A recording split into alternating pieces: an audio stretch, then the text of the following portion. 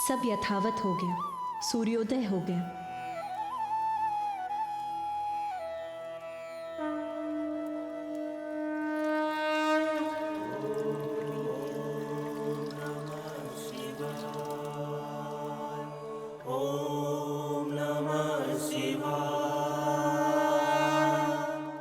मुझे महादेव को यह सूचना देनी ही होगी कि एक ढोंगी जलंधर नामक असुर स्वयं को भगवान मानकर हम देवताओं को उसकी प्रभुता स्वीकार करने के लिए बलपूर्वक विवश कर रहा है।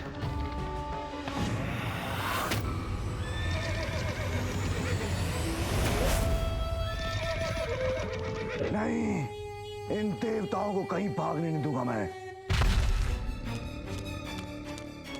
श्रेष्ठ, रुक जाइए। आप उन देवताओं का पीछा नहीं कर सकते क्योंकि ये देवता कैलाश की ओर भाग रहे हैं। स्मरण कीजिए कि आपको गुरु शुक्राचार्य ने क्या कहा था। आपको कैलाश के निकट और शिव के समक्ष नहीं जाना है क्योंकि एकमात्र शिव ही है जो आपका वध कर सकते हैं। इसलिए आपको सदैव कैलाश से दूर रहना है बलश्रेष्ठ। आपको कैलाश के निकट और शिव के समक्ष नहीं जाना है क्योंकि एकमात्र शिव ही है जो आपका वध कर सकते हैं।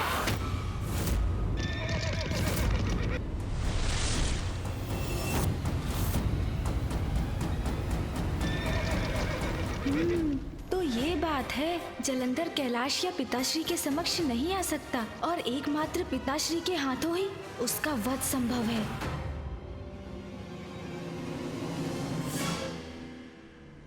भाग गए वीरू देवताओं, किंतु कभी ना कभी तो फिर आओगे मेरे समक्ष। कभी ना कभी तो ये दुष्ट कैलाश आने पर विवश अवश्य होगा, अन्यथा मैं इसे विवश कर दूंगा।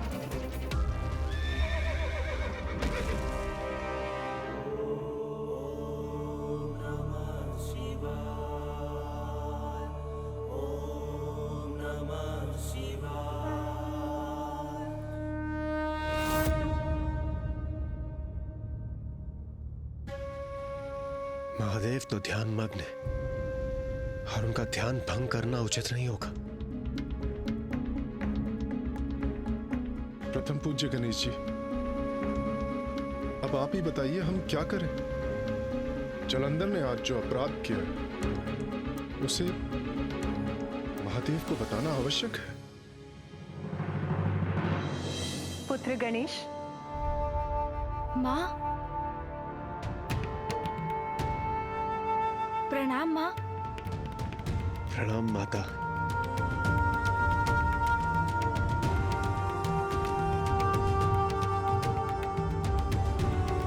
इंद्रदेव, सूर्यदेव, आप सभी यहाँ इतनी भोर में?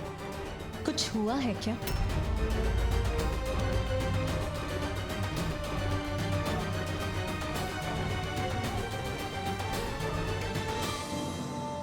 देवता इतनी दीन अवस्था में क्यों है?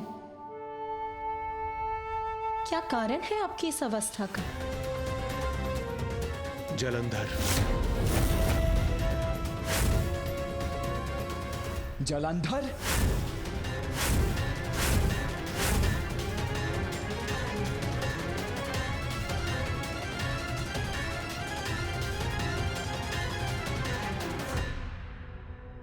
देवगण, क्या किया है जलंधर ने? देव सेनापति कुमार कार्तिकेय, उसने हम पर आक्रमण किया और वो अकेला नहीं, उसकी पत्नी भी उसके साथ है। और असमंजस की बात तो यह है कि वो दोनों ही अपार शक्ति के स्वामी हैं और हमारे किसी भी अस्त्र का कोई प्रभाव नहीं हो रहा उस जलंधर पर। किंतु आप देवताओं पर उसके आक्रमण का कारण क्या था?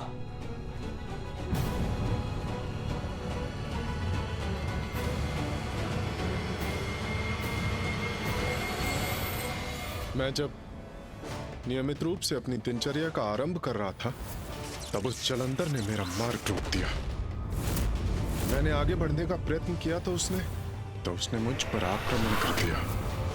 और जब इंद्रदेव और अन्य देवता मेरी सहायता के लिए आए तो उसने हम सभी पर आक्रमण कर दिया और हम सब की दुर्दशा कर दी।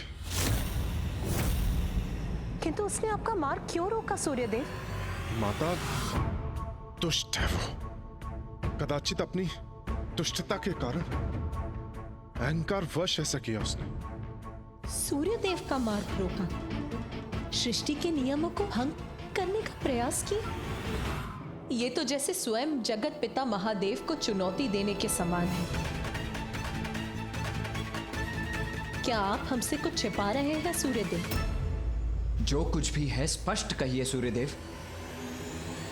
माता वो स्वयं को नवीन भगवान कहता है और चाहता है कि सर्वप्रथम मैं उसका अभिवादन करूं। देखा माँ, अब वो सभी से अपनी पूजा करवाना चाहता है। उसके इस अपराध का दंड उसे अवश्य मिलकर ही रहेगा। इस जलंधर का दुस्साहस बढ़ता ही जा रहा है। यदि इसे समय रहते नहीं रोका गया तो यह शुभ नहीं होगा। माँ, मैं जाकर जलंधर को समझाता हूँ। उससे ज्ञात करूँगा कि वो स्वयं को भगवान क्यों कहते हैं। देखता हूँ कि इस समस्या का क्या समाधान संभव है। कहने सुनने समझाने का समय अब गया। वार्तालाप के नहीं, प्रहार के योग्य है वो।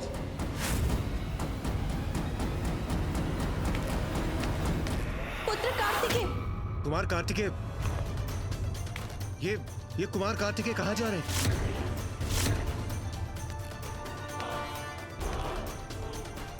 पुत्र कार्तिकेय आवेश में जलंधर के पास जा रहा है। नहीं, ये उचित नहीं। इससे तो स्थिति बिगड़ जाएगी। पिताश्री ध्यान मग्न अवश्य है, किंतु मैं नहीं। जलंधर, मैं तुम्हें तुम्हारे अपराधों का दंड अवश्य दूंगा।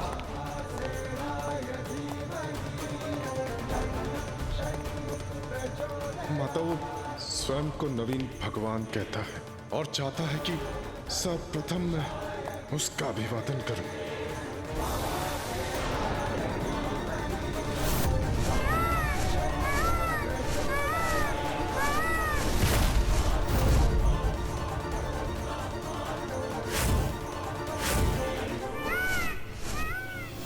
माँ, आप चिंता ना करें।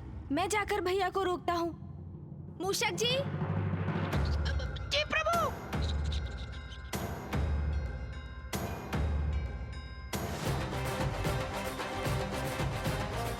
शीघ्र चलिए मूषक जी। जी प्रभु।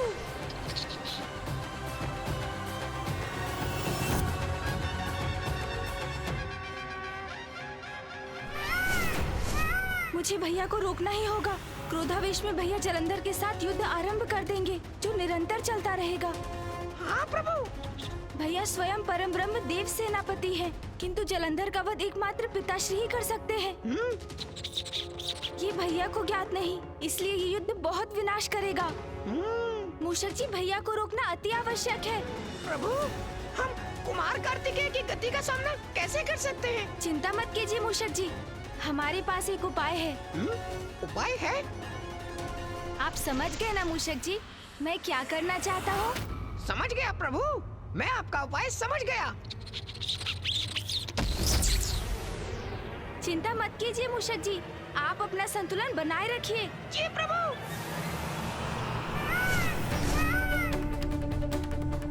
नष्ट भ्रष्ट कर दूंगा मैं जलंधर और उसके इस प्रपंच को।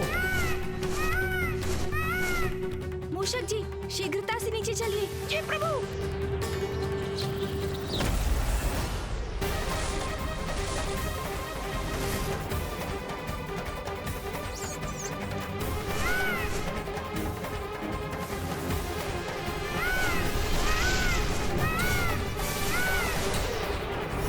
उत्तम, अति उत्तम प्रभु। रुक जाइए भैया। गणेश, हट जाओ मेरे मार्ग से। नहीं भैया, मैं आपको और आगे नहीं जाने दे सकता। मत रोको मुझे। अब मेरा क्रोध इस दुस्साहसी जलंधर को दंडित करके ही शांत होगा। प्रभु, देव सेनापति कार्तिकेय जी तो अत्यंत क्रोधित हैं। वो अपनी गति धीमी नहीं कर रहे हैं। हमें उनके मार्ग को छोड़ देना चाहिए। नहीं मूषक जी, हम यहीं अड़िग रहेंगे।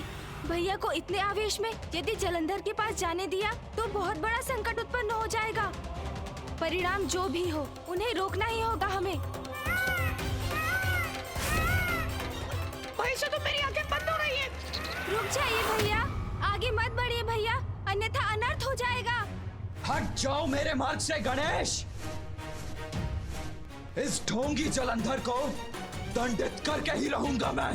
भैया, दंडित तो मैं भी करना चाहता हूँ जलंधर को, और उसके लिए आपके साथ चलने के लिए भी प्रस्तुत हूँ, किंतु प्रत्येक युद्ध परिस्थिति के अनुसार विशेष रणनीति से ही किया जाना चाहिए।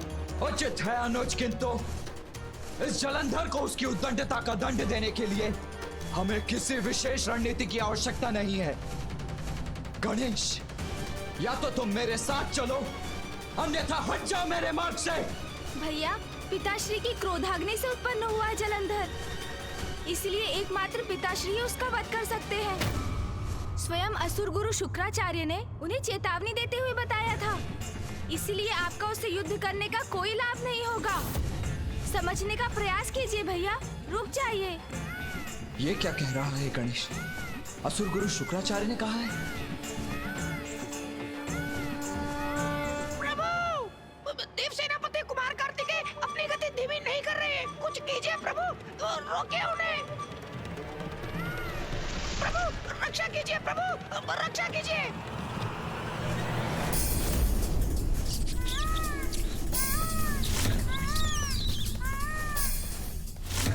आज तो प्राण अवश्य जाएंगे।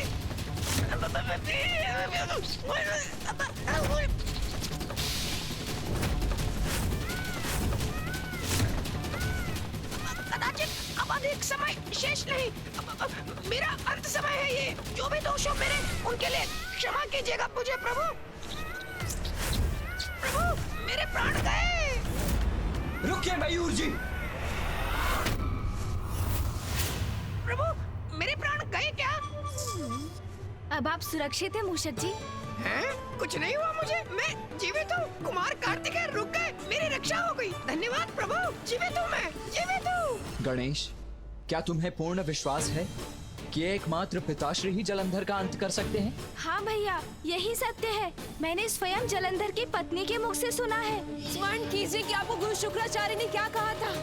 आपको कैलाश के निकटों शिव के समक्ष नहीं जाना है, क्योंकि एकमात्र शिव ही है जो आपका वध कर सकते हैं। इसलिए आपको सदैव कैलाश से दूर रहना है बजरंग। किंतु गणेश, पिताश्री तो जलंधर को दंडित करने के लिए, उससे युद्ध करने के लिए तत्पर ही नहीं है। हाँ भैया, इसलिए हमें ही कुछ करना होगा जिससे जलंधर गुरु शुक्राचार्य को दिया हुआ अपना वचन भंग कर दे, कैलाश आकर पिताश्री को चुनौती दे और पिताश्री उन्हें उनके इस अपराध का दंड देने के लिए विवश हो जाएं। किंतु हम ऐसा क्या कर सकते हैं गणेश, जिससे वो स्वयं प्रेरित हो जाए कैलाश आने के लिए? संकट की आहट सुनकर तो साधारण वन्य पशु भी दूर चले जाते हैं। सिंह को देखकर मृग स्वयं उसके मुख में प्रवेश नहीं करता, तो फिर जलंधर को उसकी मृत्यु का कारण ज्ञात होने पर भी वो पिताश्री के समक्ष भला आएगा ही क्यों? आएंगे भैया, वो अवश्य आएंगे। उनकी आसुरी प्रवृत्ति ही उन्हें विनाश तक खींच लाएगी, किंतु इसके लिए हमें बल से अधिक बुद्धि की युक्ति की आवश्यकता है, और वो युक्ति मैंने सोच ली है भैया। गणेश, बुद्धि का प्रयोग अवश्य करो तुम, किंतु मैं उस जलंधर को दंडित करने में तनिक भी प्रतीक्षा नहीं करना चाहता। अब उसकी कोई भी उद्दंडता नहीं सहूंगा मैं। भैया का क्रोध शांत नहीं हुआ है। मुझे शीघ्र अपनी युक्ति से जलंधर का उपाय करना होगा, अन्यथा कहीं भैया जलंधर से युद्ध न आरंभ कर दे। वही करने जा रहा था मैं, उन सभी का वध करने जा रहा था, किंतु ज्ञात नहीं एक विचित्र सा गजमुख बालक कहां से प्रस्तुत हो गया, उन सभी को बचा ले गया। हाँ प्रिय बलश्रेष्ठ, वो बालक था कौन?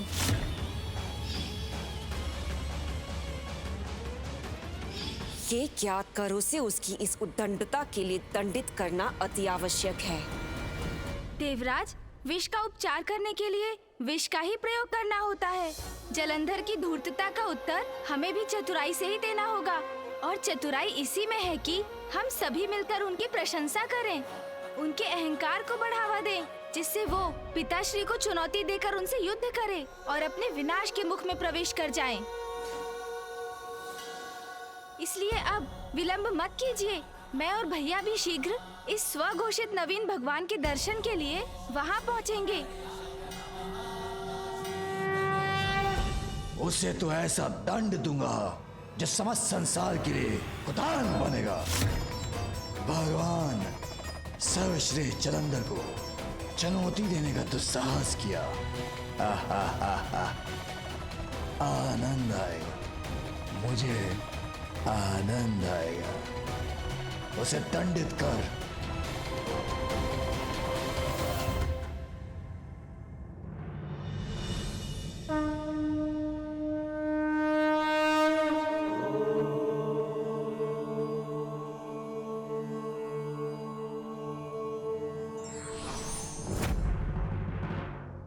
गणेश,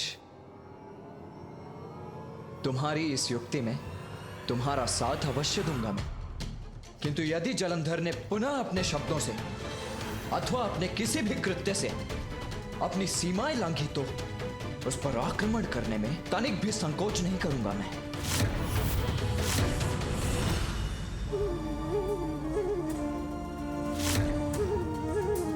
अहंकारी जलंधर अवश्य ऐसा कुछ करेगा जिससे पुत्र कार्तिकेय का क्रोध और बढ़ेगा।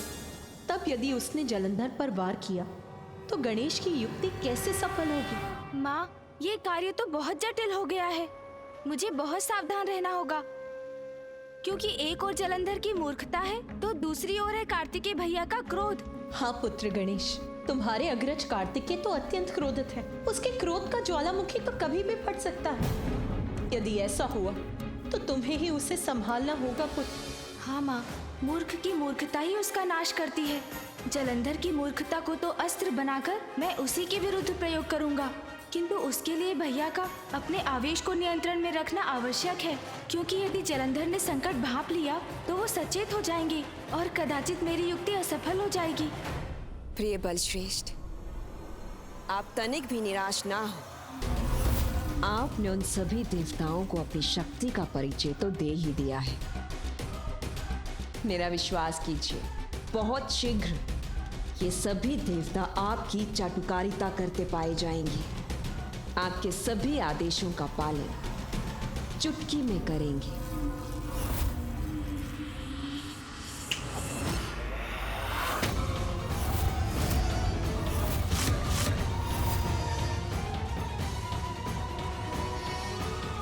अरे वाह, वृंदा ने चुटकी बजाई और सभी देव भय खाकर आ भी गए अभी। तो अंततः देवताओं को बात समझ में आ ही गई कि उनका हित यही है, मेरे बलश्रेष्ठ के समक्ष।